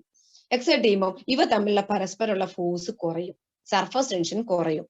അതുകൊണ്ട് ആ ബ്ലേഡ് മെല്ലെ താഴ്ന്നു പോകും, ഈ ഇലാസ്റ്റിക് മെംബ്രെയിൻ നഷ്ടപ്പെട്ടു പോകും. ഓക്കെ, അങ്ങനെയാണ് നമ്മൾ സോപ്പ് വെള്ളത്തിൽ തിരുമ്പുന്നതും നമ്മളെ ഡ്രസ്സുകളിൽ നിന്ന് എങ്ങനെയാണ് ഡേർട്ടുകൾ, ചളി നീങ്ങി പോകുന്നത് സോപ്പ് ഉപയോഗിച്ചിട്ട് എന്നുള്ളതൊക്കെ നിങ്ങൾ +2 പഠിക്കും. Okay okay good. അപ്പോ ക്ലിയർ ആയെന്ന് വിചാരിക്കണു. സർഫസ് ടെൻഷൻ ക്ലിയർ ആയെന്ന് വിചാരിക്കണു. ക്ലിയർ അല്ലേ? ഒന്ന് പറഞ്ഞേ, പെട്ടെന്ന് പറഞ്ഞേ, സ്റ്റാർട്ട് ചെയ്യൂ വേഗം. നിങ്ങൾക്ക് ഉറങ്ങുക ആണോ? യെസ്, ക്ലിയർ, പറയൂ. അപ്പൊ ബോക്സിൽ ഉള്ളതൊന്ന് ശ്രദ്ധിക്കുക. Capillary rise occur when the adhesive force is greater than. ശ്രദ്ധിച്ചു നോക്കിയേ, കാപ്പിലറി റൈസ് occur. നമ്മൾ പറഞ്ഞു കാപ്പിലറി റൈസ് ഉണ്ട്, കാപ്പിലറി ഫോൾ ഉണ്ട് എന്നൊക്കെ നമ്മൾ പറഞ്ഞു അല്ലെ? അപ്പൊ നമ്മൾ ഇന്നലെ കാണിച്ച പിക്ക് നിങ്ങൾക്ക് ഓർമ്മല്ലേ കാപ്പിലറി റൈസിനെ കുറിച്ച് അല്ലെ? കാപ്പിലറി റൈസിൽ നമ്മൾ എന്താ പറഞ്ഞിരുന്നത്? ചില കാര്യങ്ങൾ അവിടെ പറഞ്ഞിട്ടുണ്ടായിരുന്നല്ലോ. ഒരു കേസിൽ റൈസ് ഉണ്ട്, ഒരു കേസിൽ ഫോൾ ഉണ്ട് അല്ലെ? അപ്പം ഇവിടെ നോക്കിയേ, ഈ വാട്ടർ എന്തുകൊണ്ടാണ് റൈസ് ചെയ്ത് മുകളിലോട്ട് പോണത്? എന്തുകൊണ്ടായിരിക്കും? അവിടെ ഏത് ഫോഴ്സ് ആയിരിക്കും കൂടുതൽ ഉണ്ടാവുക? ഒന്ന് വേഗം പറഞ്ഞേ. നോക്കിയേ, ശരിക്കും സർഫസ് ഇതാണ്, ഇതിൽ നിന്ന് പൊങ്ങി പോകുന്നു എങ്കിൽ ഈ ഗ്ലാസിന്റെ ട്യൂബിന്റെ സൈഡ് കൂടെ അട്രാക്റ്റീവ് ഫോഴ്സ് കൂടുതലായതുകൊണ്ടല്ലേ പൊങ്ങി പോണത്. അവിടെ ഏത് ഫോഴ്സ് ആയിരിക്കും കൂടുതൽ? ഇവിടെ അഡ്ഹസീവ് ഫോഴ്സ്, ഗ്ലാസിനോടുള്ള അഡ്ഹസീവ് ഫോഴ്സ് ആണ് കൂടുതൽ, അതുകൊണ്ടാണ് മുകളിലോട്ട് പൊങ്ങിപ്പോണത്. അതേ സമയത്ത് മെർക്കുറിന്റെ കേസിൽ എന്തായിരിക്കും? ഗ്ലാസിനോടുള്ള അട്രാക്ഷൻ കൂടുതലാണോ? നോക്കിയേ, ഗ്ലാസിന്റെ സൈഡിലുള്ള ഭാഗത്ത് മൂപ്പര് ഇങ്ങനെ താഴ്ന്ന് താഴോട്ടാണ് പോണത് അല്ലെ? അവിടെ അഡ്ഹസീവ് ഫോഴ്സ് അല്ല കൂടുതൽ, അവിടെ ആരാ കൂടുതൽ? മോളിക്യൂൾസ് തമ്മിലുള്ള ഫോഴ്സ് ആണ്, ഇതിന്റെ ഉള്ളിലുള്ള മോളിക്യൂൾസ് തമ്മിലുള്ള ഫോഴ്സ് ആണ് കൂടുതൽ, അതുകൊണ്ട് താഴോട്ട് പിടിച്ചു വലിക്കുക ചെയ്യുന്നത്. ഓക്കെ, അപ്പൊ ഗ്ലാസിന്റെ സർഫസിലൊക്കെ ഉള്ള ആൾക്കാർ താഴോട്ട് ആണ് വരിക. അപ്പം കാപ്പിലറി റൈസ് ആണെങ്കിൽ ഏത് ഫോഴ്സ് ആയിരിക്കും കൂടുതൽ? അഡ്ഹസീവ് ഫോഴ്സ് ആയിരിക്കും കൂടുതൽ. ഓക്കെ, അഡ്ഹസീവ് ഫോഴ്സ് ആയിരിക്കും കൂടുതൽ. അതേ സമയത്ത് ഡിപ്രഷൻ ആണെങ്കിലോ, കാപ്പിലറി ഡിപ്രഷൻ ആണെങ്കിലോ കൊഹസീവ് ഫോഴ്സ് ആയിരിക്കും കൂടുതൽ, വലുത്. ക്ലിയർ ആയല്ലോ? അതുകൊണ്ടാണ് താഴോട്ട് പോകുന്നത്. ഓക്കെ. അപ്പൊ ഇനി നമ്മൾ കാപ്പിലറി റൈസിന്റെയും ഫോളിനെയും ഡിപ്പെൻഡ് ചെയ്യുന്ന വേറെ കുറച്ച് കാര്യങ്ങളും കൂടി ഉണ്ട്. നമ്മൾ നേരത്തെ ഇപ്പൊ പറഞ്ഞു, ഒന്ന് അഡ്ഹസീവ് ഫോഴ്സ് ആണ്, ഒന്ന് കൊഹസീവ് ഫോഴ്സ് ആണ്. അപ്പൊ നിങ്ങൾക്ക് ഒരു പേജ് നമ്പറിൽ കുറച്ച് ഫിഗർ 1.21 കാണിക്കുന്നുണ്ട്, ടെക്സ്റ്റ് ബുക്ക് ശ്രദ്ധിക്കുക കേട്ടോ. അതിൽ നിങ്ങളോട് ചോദിക്കുന്നുണ്ട്, ഡിഫറെന്റ് ഡയമീറ്റർ ഉള്ള ഒരു 3-4 ട്യൂബുകൾ, ഗ്ലാസിന്റെ ട്യൂബുകൾ എടുത്തു. എന്നിട്ട് അതിനെ ഒരു കാർഡ്ബോർഡിൽ ഇങ്ങനെ ഹോൾ ഇട്ട് ഫിക്സ് ചെയ്യാനാണ് നിങ്ങൾ ടെക്സ്റ്റ് ബുക്കിൽ പറഞ്ഞത്. കുഴപ്പമില്ല, വെള്ളത്തിൽ ഇങ്ങനെ കുറച്ച് താഴെ തട്ടാതെ ഒന്ന് പൊക്കി വെച്ചാൽ മതി. ഇനി ഇത് ശ്രദ്ധിച്ചാൽ മനസ്സിലാവും, ഇതിൽ ഏതിലാ കാപ്പിലറി റൈസ് കൂടുതൽ? In which is the capillary rise is greater എന്ന് നിങ്ങൾ ക്വസ്റ്റ്യൻ ചോദിച്ചിട്ടുണ്ട്. സ്മോളറിലാണോ ഗ്രേറ്ററിലാണോ? സ്മോളറിലാണോ ഗ്രേറ്ററിലാണോ കൂടുതൽ എന്ന് പറയുകയാണെങ്കിൽ നിങ്ങൾക്ക് ഇവിടെ ഈസി ആയിട്ട് മനസ്സിലാവും. വളരെ നാരോ ട്യൂബിലാണ് അല്ലെ, ഡയമീറ്റർ കുറഞ്ഞ നാരോ ട്യൂബിലാണ് ഏറ്റവും കൂടുതലായിട്ട് പൊങ്ങിയിട്ടുള്ളത് അല്ലെ. അതേ സമയത്ത് ഡയമീറ്റർ കൂടുതലുള്ള ട്യൂബിൽ അത്ര പൊങ്ങിയിട്ടില്ല അല്ലെ. നമ്മളിങ്ങനെ ലെവല് നോക്കുകയാണെങ്കിൽ നിങ്ങൾക്ക് മനസ്സിലാവും. അപ്പൊ ഡയമീറ്റർ കുറയുന്നതിനനുസരിച്ച് കാപ്പിലറി റൈസ് കൂടുതലാണ്. ഡയമീറ്ററും കാപ്പിലറി റൈസും തമ്മിലുള്ള റിലേഷൻ എക്സാമിന് ചോദിക്കാറുണ്ട്. In which is the capillary rise is lower? Smaller ആണോ ലാർജറിലാണോ? ഏതിലാ കുറവുള്ളത്? ലാർജറിലാണ്. ലാർജർ ഡയമീറ്റർ ഉള്ളതിലാണ് അല്ലെ. അതേ സമയത്ത് ഏറ്റവും കൂടുതൽ സ്മോളർ ഡയമീറ്ററിലുള്ളതാണ്. അപ്പം ഇത് രണ്ടും നോക്കുകയാണെങ്കിൽ നമുക്ക് ഈസി ആയിട്ട് മനസ്സിലാക്കാൻ പറ്റും. അപ്പം കാപ്പിലറി റൈസിനെ ഡിപ്പെൻഡ് ചെയ്യുന്ന ഒരു ഫാക്ടർ ആണിത്. എന്ത്? the diameter of the tube. So as the diameter increases, capillary rise decreases. Capillary rise ന്റെ height കുറയും. അതേ സമയത്ത് diameter decreases, small ആണെങ്കിൽ നന്നായിട്ട് കൂടും. അതെന്തുകൊണ്ടാണെന്നുള്ളതും കൂടി നമുക്ക് ഇവിടെ നിന്ന് ഡിസ്കസ് ചെയ്യാം. ഓക്കെ, എന്തുകൊണ്ടാണ് ഇങ്ങനെ സംഭവിക്കുന്നത് നോക്കിയേ. ഇതില് നമുക്കറിയാം, വലിയ ഡയമീറ്റർ ഉള്ളതിൽ കുറെ വെള്ളം ഉണ്ടാവും അല്ലെ. വലിയ ഡയമീറ്റർ ഉള്ളതാണെങ്കിൽ കൂടുതൽ വാട്ടർ അവിടെ കണ്ടെയ്ൻ ചെയ്തിട്ടുണ്ടാവും, ഒരുപാട് എമൗണ്ട് ഉണ്ടാവും. അതുകൊണ്ട് തന്നെ ഇതിന്റെ ഉള്ളിലുള്ള വെള്ളത്തിന്റെ മാസ് കൂടുതലായിരിക്കും അല്ലെ. അത് ആ ഡയമീറ്റർ കൂടുതലാകുമ്പോൾ കുറെ വെള്ളം പോകുമല്ലോ. അതേ സമയത്ത് ഇവിടെ നോക്കുകയാണെങ്കിൽ മാസ് കുറവാണ് അല്ലെ. ഇനി ശ്രദ്ധിക്കേണ്ടത്, നമുക്കറിയാം ഏത് ഓബ്ജക്റ്റിനെയും എർത്ത് താഴോട്ട് അട്രാക്ട് ചെയ്യുന്നുണ്ട് അല്ലെ. ഇവിടെയും അട്രാക്ട് ചെയ്യുന്നുണ്ട്, ഇവിടെയും താഴോട്ട് അട്രാക്ട് ചെയ്യുന്നുണ്ട്. അപ്പൊ ഈ അട്രാക്ഷന്റെ എഗെയിൻസ്റ്റ് ആയിട്ട് ഓപ്പോസിറ്റ് ലെവലിൽ വേണ്ടേ പൊങ്ങി പോവാൻ? വെള്ളത്തിന് താഴെ ഒരാൾ പിടിച്ച് വലിക്കുന്നുണ്ട്, അതിന് എഗെയിൻസ്റ്റ് ആയിട്ട് വേണ്ട മുകളിലോട്ട് പോവാൻ അല്ലെ. അപ്പം അതിനുള്ള കഴിവ് ഏറ്റവും കൂടുതൽ കുറച്ച് വെള്ളം ആയാലല്ലേ കൂടുതലായിട്ട് മുകളിലോട്ട് പൊങ്ങാൻ പറ്റുള്ളൂ അല്ലെ.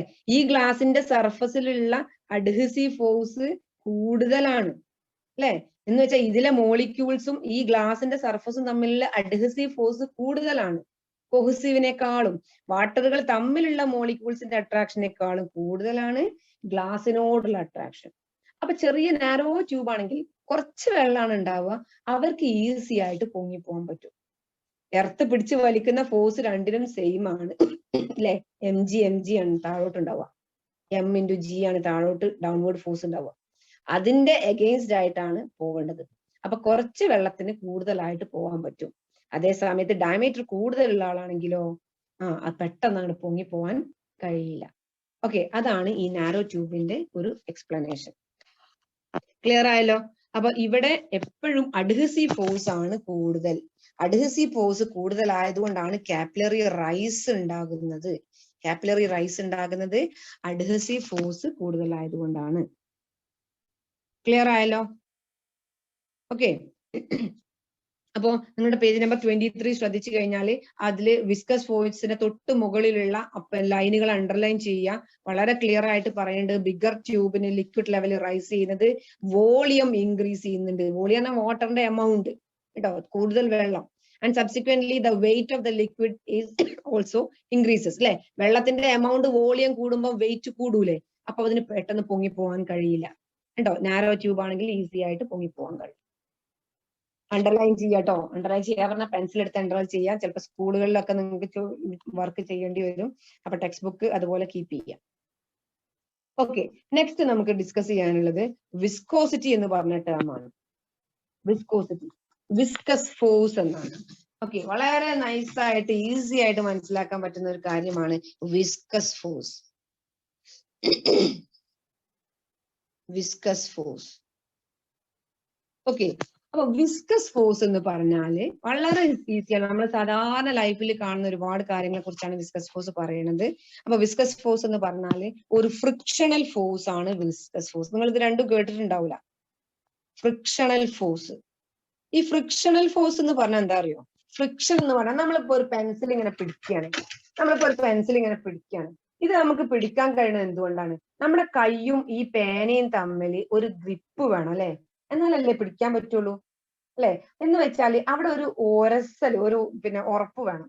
അതേ സമയത്ത് ഇതിന്റെ മേലെ കുറച്ച് എണ്ണ പുരട്ടിയിട്ടുണ്ട്, എനിക്കിത് ഈസിയായി പിടിക്കാൻ പറ്റുമോ? ഇല്ലല്ലോ. എന്തുകൊണ്ടാണ്? അതിന്റെ കോണ്ടാക്ട് ഗ്രിപ്പ് ഇല്ല. ആ ഗ്രിപ്പിനെയാണ് നമ്മൾ ഫ്രിക്ഷണൽ ഫോഴ്സ് എന്ന് പറയുന്നത്.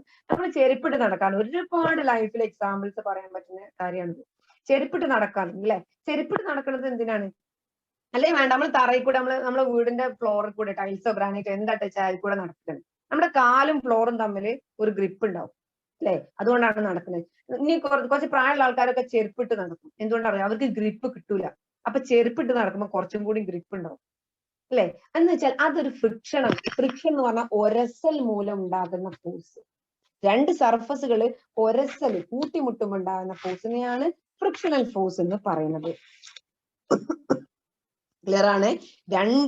രണ്ട് സർഫസുകൾ തമ്മിൽ കോണ്ടാക്ട് ഉണ്ടാകുമ്പോഴുള്ള ഫോഴ്സിനെയാണ് ഫ്രിക്ഷണൽ ഫോഴ്സ് എന്ന് പറയുന്നത്.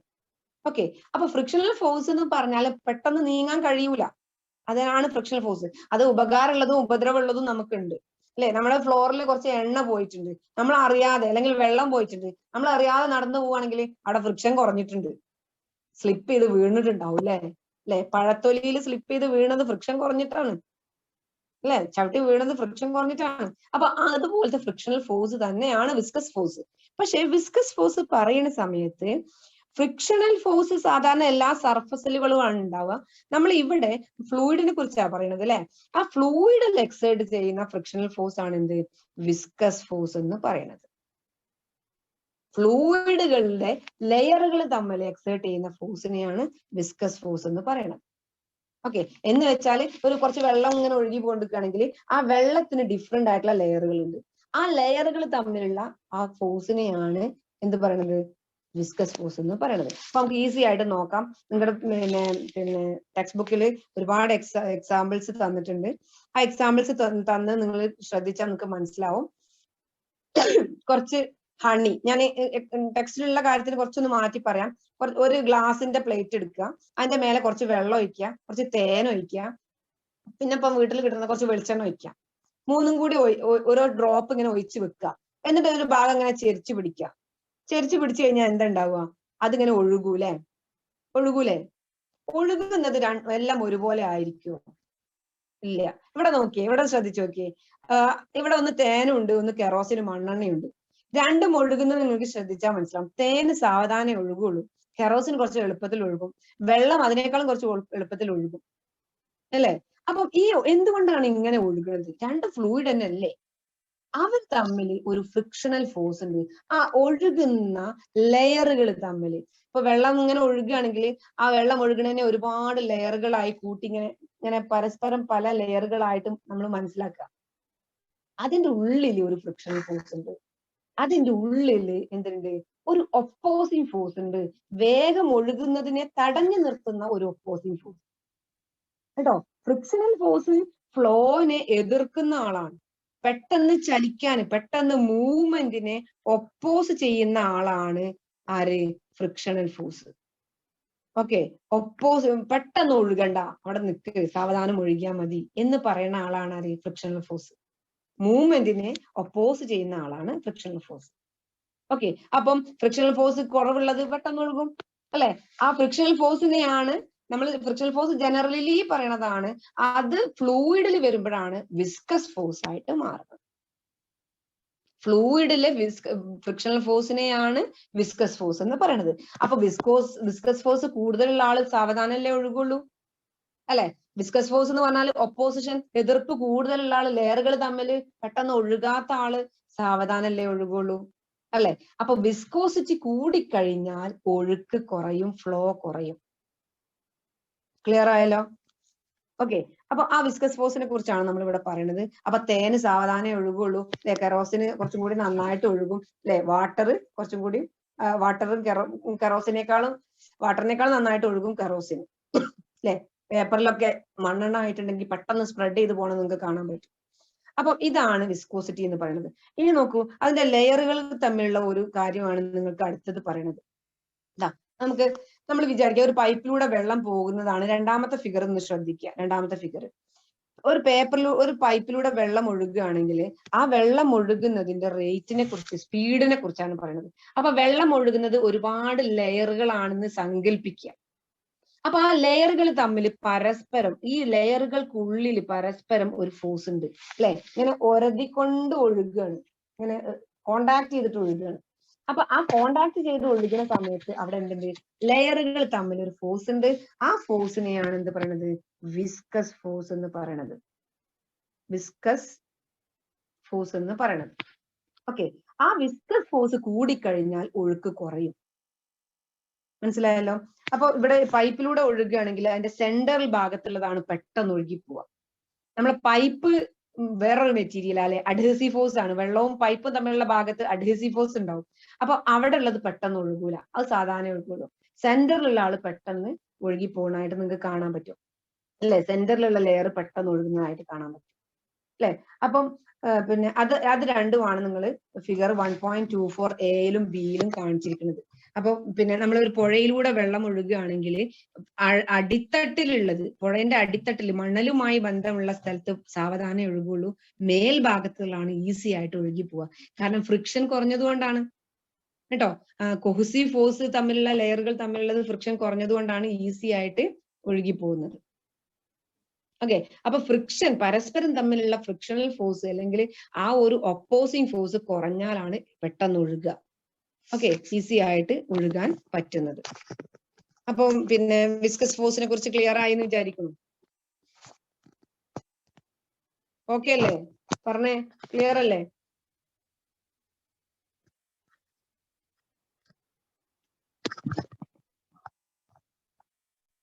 ക്ലിയർ ആയില്ലേ? അല്ലേ? അപ്പൊ വിസ്കോസിറ്റി കൂടിക്കഴിഞ്ഞാൽ എന്തുണ്ടാവും? ഒഴുക്ക് കുറയും, ഫ്ലോ കുറയും. ഓക്കെ, വിസ്കോസിറ്റി കൂടിക്കഴിഞ്ഞാൽ ഫ്ലോ. അപ്പൊ ഹണിക്ക് കൂടുതലാണ്, അല്ലെ? വിസ്കോസിറ്റി ഹണിക്ക് കൂടുതലാണ്, ഓയിലുകൾക്കൊക്കെ കൂടുതലാണ്, സിറപ്പുകൾക്കൊക്കെ. നിങ്ങൾ കണ്ടില്ലേ കുട്ടികളൊക്കെ കഴിക്കണ പാരസെറ്റമോളിന്റെ സിറപ്പ് ഒക്കെ കണ്ടിട്ടില്ലേ? സാവധാനല്ലേ ഒഴുകുള്ളൂ, വെള്ളം പോലെ ഒഴുകാറുണ്ടോ? അത് ഉണ്ടോ? എന്ന് പറഞ്ഞേ, വെള്ളം പോലെ ഒഴുകാറുണ്ടോ? ഇല്ലല്ലോ, സാവധാനല്ലേ ഒഴുകുള്ളൂ. തേനിനെ നിങ്ങൾ കണ്ടിട്ടില്ലേ? തേന് സാവധാനം ഒഴുകുള്ളൂ, കാരണം വിസ്കസ് ഫോഴ്സ് കൂടുതലാണ്. അവർ ലെയറുകൾ തമ്മിലുള്ള ഫോഴ്സ് കൂടുതലാണ്. മൂപ്പർ ഒഴുകാൻ സമ്മതിക്കില്ല, പെട്ടെന്ന് വാട്ടറിനെ പോലെ ഒഴുകാൻ സമ്മതിക്കില്ല. അപ്പം പേജ് നമ്പർ 24 എടുക്കുക. അവിടെ നിങ്ങൾക്ക് ബോക്സിൽ കാണാൻ പറ്റും between the layers of the liquid in motion. Motion ആണ് കേട്ടോ. മൂവ്മെന്റ് ഉണ്ടാവുമ്പോഴല്ലേ ലെയറുകൾ തമ്മിൽ പരസ്പരം കോണ്ടാക്ട് ഉണ്ടാവുള്ളൂ. അല്ലാതെ നമ്മളിപ്പോ ഒരു സ്ഥലത്ത് ഇങ്ങനെ നിൽക്കുക, ചെരുപ്പിട്ട് ഇങ്ങനെ ഒരു സ്ഥലത്ത് ഇങ്ങനെ ഫ്ലോറിൽ നിൽക്കുക, നമുക്ക് ഒരു പ്രശ്നം ഉണ്ടാവില്ല, ഒരു ഫ്രിക്ഷൻ ഉണ്ടാവില്ല. നമ്മൾ മൂവ് ചെയ്യാൻ നോക്കുമ്പോഴാണല്ലോ നമ്മൾ ഫ്രിക്ഷൻ വരിക. അപ്പോഴല്ലേ നമ്മൾ സ്ലിപ്പ് ചെയ്ത് വീണ് പോവുകയൊക്കെ ചെയ്യുക, അല്ലെ? ഫ്രിക്ഷൻ കുറയുമ്പോൾ സ്ലിപ്പ് ചെയ്ത് വീണ് പോകുന്നതൊക്കെ മൂവ് ചെയ്യുമ്പോഴാണ്. അപ്പൊ ഇവിടെയും നമ്മൾ പറയുന്നത് ഫ്ലൂയിഡിന്റെ മോഷനെ കുറിച്ചാണ് കേട്ടോ. അതാണ് പറയുന്നത് between layers of a liquid motion there is a frictional force parallel to the layer. Parallel പറഞ്ഞാൽ ലെയറുകൾ തമ്മിൽ പാരലൽ ആയിട്ട് which try to prevent the relative motion between the layers. Try to prevent എന്ന് പറഞ്ഞാൽ എന്താണ്? പ്രിവെന്റ് ചെയ്യാൻ, ലെയറുകൾ move ചെയ്യാതെ, ചലിക്കാതെ prevent ചെയ്യുക, ഓപ്പോസ് ചെയ്യുക. ഓക്കെ, പ്രിവെന്റ് ചെയ്യും. ബിറ്റ്വീൻ ലെയേഴ്സിനെ പ്രിവെന്റ് ചെയ്യുന്നതിനെയാണ് നമ്മൾ, ആ ഫ്രിക്ഷണൽ ഫോഴ്സിനെയാണ് വിസ്കസ് ഫോഴ്സ് എന്ന് പറയുന്നത്. അണ്ടർലൈൻ ചെയ്യാം, വിസ്കസ് ഫോഴ്സ് എന്ന് പറയുന്നത്. ഓക്കെ, ഇനി viscosity characteristics property of liquid which opposes എന്ന് പറഞ്ഞു കഴിഞ്ഞു. ഇനി നമുക്ക് നമ്മുടെ നേച്ചറിൽ കിട്ടാവുന്ന ഡിഫറെന്റ് ആയിട്ടുള്ള ലിക്വിഡിനെ എടുക്കുക, അതിനെ ടാബുലേറ്റ് ചെയ്യുക. ടേബിൾ 180 നിങ്ങൾക്ക് കാണാൻ പറ്റും, ടേബിൾ 180. അപ്പം ഗ്രേറ്റർ വിസ്കോസിറ്റി ഉള്ളതും ലോവർ വിസ്കോസിറ്റി ഉള്ളതും. നമ്മൾ സാധാരണ പറയല് വെള്ളത്തിനേക്കാളും, വാട്ടറിനേക്കാളും ഗ്രേറ്റർ വിസ്കോസിറ്റി ഉള്ളതും വാട്ടറിനേക്കാളും ലെസർ വിസ്കോസിറ്റി ഉള്ള ആളെയാണ് സാധാരണ ടാബുലേറ്റ് ചെയ്യുക. നമ്മൾ ടേബിൾ കണ്ടില്ലേ? നിങ്ങൾ ടേബിൾ 180 കണ്ടില്ലേ? ആ ടേബിൾ 180 കണ്ടു കഴിഞ്ഞാൽ മനസ്സിലാക്കാൻ പറ്റും ഗ്രേറ്റർ വിസ്കോസിറ്റി ഉള്ളതും ലോവർ വിസ്കോസിറ്റി ഉള്ളതും, അല്ലെ? അപ്പൊ ഗ്രേറ്റർ വിസ്കോസിറ്റി ഉള്ളതിനെ നമ്മൾ എങ്ങനെ ചെയ്യാൻ പറ്റും? ഗ്രേറ്റർ വിസ്കോസിറ്റി ഉള്ളത്, വിസ്കോസിറ്റി കൂടുതലുള്ള ആൾക്കാർ ഏതായിരിക്കും? നമ്മൾ പറഞ്ഞതൊന്ന് ടൈപ്പ് ചെയ്ത് നോക്കിയേ നിങ്ങള്. ആരൊക്കെയാണ് ഗ്രേറ്റർ വിസ്കോസിറ്റി ഉള്ളത് പറഞ്ഞേ? Oil. Okay, very good Asna, good. പിന്നെ honey. Okay, very good Ananya. Okay, honey മിൻ Khadija Minha. Tar. Yes, very good, very good. നിങ്ങൾ ഓരോ ചിന്തകള് വൈഡ് ആയിട്ട് ചിന്തിക്കണം. എപ്പോഴും ഫിസിക്സ് ഒക്കെ പഠിക്കുമ്പോൾ നമ്മൾ വൈഡ് ആയിട്ട് ചിന്തിക്കുക. Yes, glycerin is also one of. Yes, ghee. Okay, നിങ്ങൾക്ക് അറിയാം അല്ലെ? നമുക്ക് ഇതിൽ ഒരു കാര്യം കൂടി പറയാനുണ്ട്. പിന്നെ നമ്മള് വെളിച്ചെണ്ണ, ഓക്കെ, മെർക്കുറി.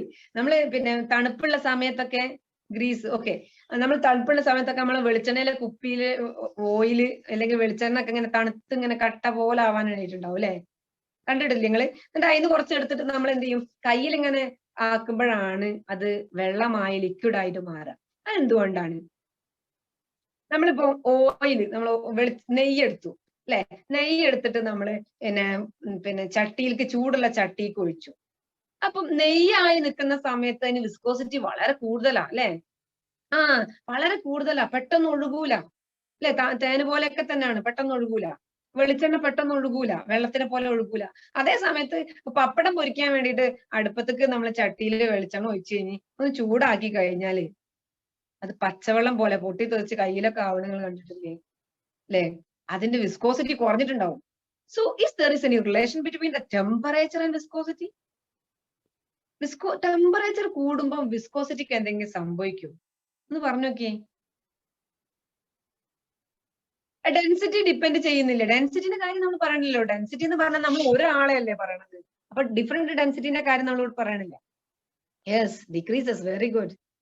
യെസ്, എന്താണ്? ടെമ്പറേച്ചർ കൂടുമ്പോൾ വിസ്കോസിറ്റി കുറയും, ഡിക്രീസ് ചെയ്യും. അതുകൊണ്ടല്ലേ പെട്ടെന്ന് ഒഴുകണത്. ചൂടാകുമ്പോ പെട്ടെന്ന് ഒഴുകും അല്ലെ? ഏറ്റവും നല്ല എക്സാമ്പിൾ ആണ് നമ്മുടെ വെളിച്ചെണ്ണ തണുപ്പ് കാലത്ത് ഉറങ്ങിയിരിക്കും അല്ലെ? ഉറങ്ങിയിരിക്കും, എന്നിട്ട് ചൂടാക്കിയ സമയത്ത് മൂപ്പര് പെട്ടെന്ന് ഒഴുകും അല്ലെ? അപ്പൊ ഒഴുക്ക് കൂടുതലാണെങ്കിൽ വിസ്കോസിറ്റി കുറവാണ്. ഒഴുക്ക് കൂടുതൽ, ഫ്ലോ കുറവാണെങ്കിൽ വിസ്കോസിറ്റി കൂടുതലാണ് എന്ന് നമുക്ക് മനസ്സിലാക്കാൻ പറ്റും. അപ്പം ആ ഒരു കാര്യം കൂടി നമ്മുടെ പിന്നെ ചാപ്റ്ററിന്റെ എൻഡിലേക്ക് വരികയാണ്. ഇനി ടേബിൾ ഒന്ന് ഫില്ല് ചെയ്യാം. ടേബിൾ ഫില്ല് ചെയ്യുമ്പോൾ ഗ്രേറ്റർ വിസ്കോസിറ്റി ഉള്ളത് ഒന്ന് എഴുതി വെക്കുക. Honey, oil, syrup, olive oil, ethanol, ഇതൊക്കെ എന്താണ്? വിസ്കോസിറ്റി കൂടിയതിലാണ്. വിസ്കോസിറ്റി കുറഞ്ഞത്, പെട്ടെന്ന് ഒഴുകുന്നത് എന്തൊക്കെയായിരിക്കും? വാട്ടർ, കെറോസിൻ അല്ലെ? അതുപോലെ എയർ പിന്നെ നമ്മൾ ഫ്ലൂയിഡ് ആയിട്ട് നമ്മൾ പറയാറുണ്ട് എയറിന്. പിന്നെ മെഥനോള്, ഗ്ലിസറിൻ, അസറ്റോൺ, ഇതൊക്കെ എളുപ്പത്തിൽ ഒഴുകുന്ന ആൾക്കാരാണ്. ഓക്കെ, ഇനി നമുക്ക് പറയാനുള്ള ലാസ്റ്റ് ടോപ്പിക് എന്താന്ന് വെച്ചാൽ, നമ്മൾ ഷോക്ക് ഏറ്റ ആൾക്കാരെ പിന്നെ പിടിച്ചിട്ട് തിരുമാറുണ്ട് അല്ലെ? ഷോക്ക് ഏറ്റ് കിടക്കുന്ന ആൾക്കാരെ പെട്ടെന്ന് മസാജ് ചെയ്യാറുണ്ട്. എന്തുകൊണ്ടാണ് അത് ഉണ്ടാവുക? ഷോക്ക് ഏൽക്കുന്ന സമയത്ത് എന്തിനാണ് നമ്മൾ അങ്ങനെ ചെയ്യുന്നത്? നിങ്ങൾക്ക് ആർക്കെങ്കിലും പറയാൻ പറ്റുമോ എന്തുകൊണ്ടാണെന്ന്?